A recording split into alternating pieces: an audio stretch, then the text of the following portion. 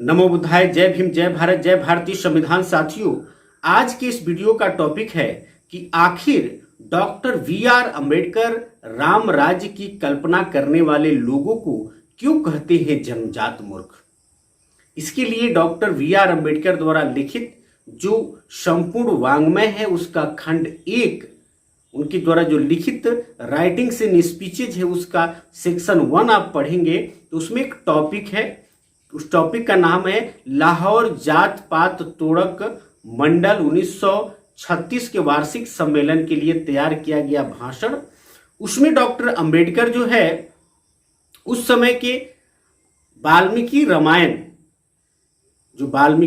है, उस रामायण में जो चतुर्थवर्णीय व्यवस्था की पैरवी की गई है, राम राज्य के बारे में बताया गया कि उस समय समाज में चतुर्थवर्णीय व्यवस्था थी, उसका हवाला देते हुए डॉक्टर अंबेडकर लिखते हैं कि राम के राज्य में जो 4 वर्ण था, ब्राह्मण, क्षत्रिय, वैश्य और शूद्र, ये चारों वर्ण जो थे इनके अलग अलग काम डिवाइड थे। ब्राह्मण जो है वो पढ़ने पढ़ाने का काम कर सकते थे, क्षत्रिय जो है राजपाट का काम देखते थे, वैश्य जो है व्यवसाय का काम देखते थे और शूद्रों को कोई अधिकार प्राप्त नहीं था, उनको सिर्फ सेवा करना होता था, उनका काम सिर्फ सेवा करना था।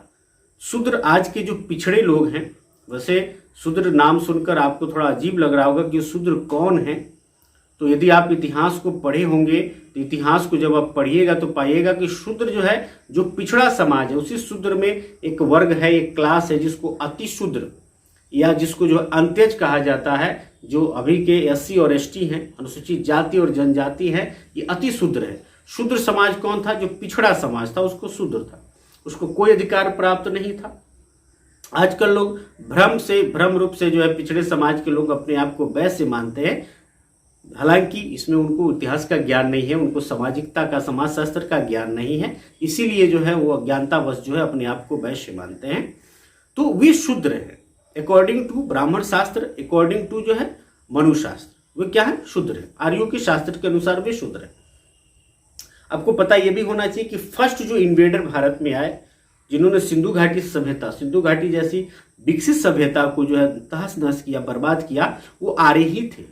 और वही आर्य अपने आप को जो है 3 ग्रुपों में बांटे, ब्राह्मण, क्षत्रिय और वैश्य, और यहाँ के लोगों को शूद्र बना दिया उन लोगों ने और कोई अधिकार नहीं दिया। शूद्रों में भी उन्होंने 3 कैटेगरियां बना दी। सछूत शूद्र जो अभी पिछड़ा समाज है, अछूत शूद्र जो कि उसको अति शूद्र कह सकते हैं या अंत्यज कह सकते हैं, जिनसे छुआ भी नहीं सकते थे, छुआना भी वर्जित होता था, उनकी परछाई से भी वो छुआ जाते थे, अपवित्र हो जाते थे। और तीसरा जो आदिवासी, जो ST समाज है, जो कि जंगलों में चल गए, जो इनकी गुलामी को स्वीकार नहीं किए। ठीक है, तो वाल्मीकि रामायण जब आप पढ़ेंगे तो उसके वाल्मीकि रामायण का जो उत्तर कांड है, उत्तर कांड का सर्ग 73 से 76 तक जब आप पढ़ेंगे तो आप पाएंगे कि उसमें जो है शंभुक ऋषि का वर्णन मिलता है। और शंभुक ऋषि शूद्र समाज से वास्ता रखते थे और उन्होंने जो है लोगों को शिक्षा दीक्षा देना शुरू किया। तो एक शूद्र जिसको सिर्फ सेवा करने का काम है, जिसको कोई अधिकार प्राप्त नहीं है, और वो ब्राह्मण की गद्दी पर, जो पढ़ाने लिखाने का काम एक ब्राह्मण का है, तो ब्राह्मण की गद्दी पर यदि वो हमला बोलता है तो ये तो धर्म के विरुद्ध हो जाएगा, धर्म के अनर्थ हो जाएगा। तो ब्राह्मणों ने साजिश के तहत क्या किया? राम को हथियार बनाकर शंभुक का हत्या करवाया, शंभुक का मर्डर करवाया। आप वाल्मीकि रामायण में ऐसा पढ़ेंगे। की दृष्टता कर सकता हूं। जो उत्तरकांड है सर्ग 73 से 76 तक, वैसे ये जो शंभुक वध है ये रामचरितमानस से गायब है, और भी जो रामायण है उससे गायब है, लेकिन वाल्मीकि रामायण में है। तो डॉक्टर अंबेडकर कहते हैं क्या कि उस समय राम राज्य में चतुर्थवर्णीय व्यवस्था थी अकॉर्डिंग टू वाल्मीकि रामायण, और आज के लोग यदि राम राज्य होने की कल्पना करते हैं, यानी वो चाहते हैं कि चतुर्थवर्णीय व्यवस्था पुनः स्थापित हो, तो निश्चित रूप से वे जन्मजात मूर्ख हैं, क्योंकि ऐसा तो हो नहीं सकता है। संविधान के विरुद्ध वे सोच रहे हैं, संविधान के विरुद्ध जो है व्यवस्था स्थापित करना वो चाह रहे हैं। वैसे भी राम राज्य कितना अच्छा था, कितना बढ़िया था, इसको जानने के लिए इस देश के शूद्रों को शूद्र कहे, शूद्र और अति शूद्र जो है यानी पिछड़े समाज के लोगों को, अनुसूचित जाति के, अनुसूचित जनजाति के लोगों को रामायण जरूर पढ़ना चाहिए। तुलसीदास द्वारा रचित जो है रामचरितमानस जरूर पढ़ना चाहिए। यदि आपको पढ़ने का समय नहीं मिलता है तो कुछ चीजें मैं आपके सामने रखता हूँ, आपको जरूर तर्क करेंगे, वितर्क करेंगे कि क्या सही में रामराज होना चाहिए भारत में कि नहीं। आप जब रामचरितमानस, तुलसीदास द्वारा रचित रामचरितमानस पढ़ेंगे तो उसके सुंदर कांड में दोहा 58 से 59 तक आप पढ़िएगा तो उसमें लिखा हुआ है, शूद्र गंवार ढोल पशु नारी शकल ताड़ना के अधिकारी।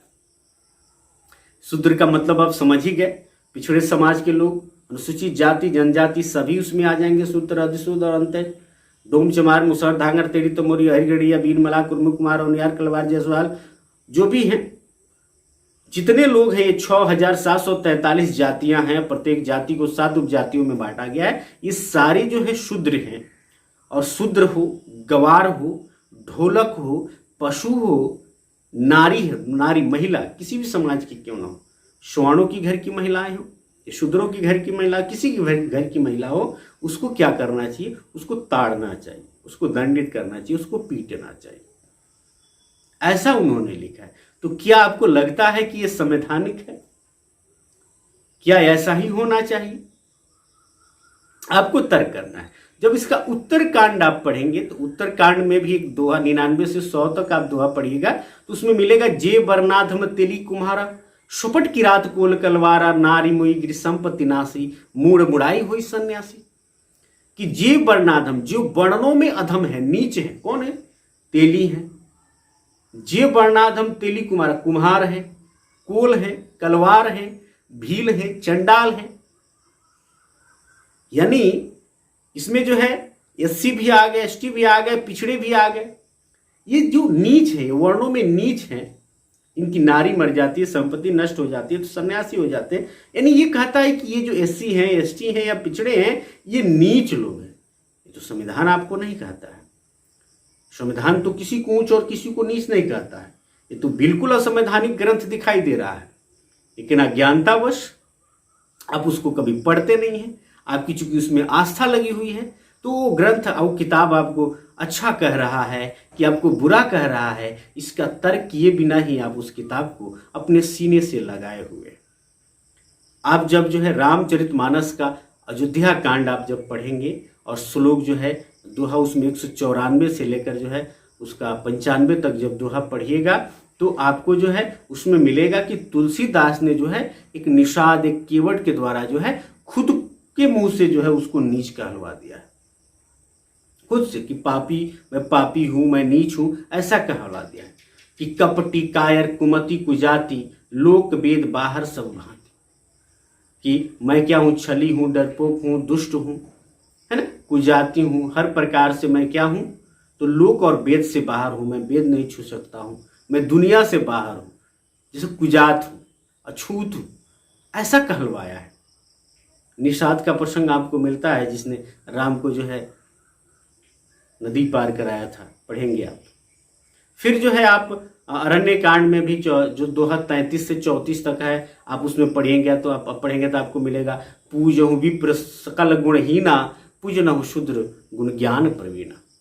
विप्र का मतलब होता है ब्राह्मण। ब्राह्मण जो है सकल गुण से हीन हो, यानी गुण नहीं हो उसके अंदर, अच्छे विचार उसके नहीं हो, फिर भी उसकी पूजा करो।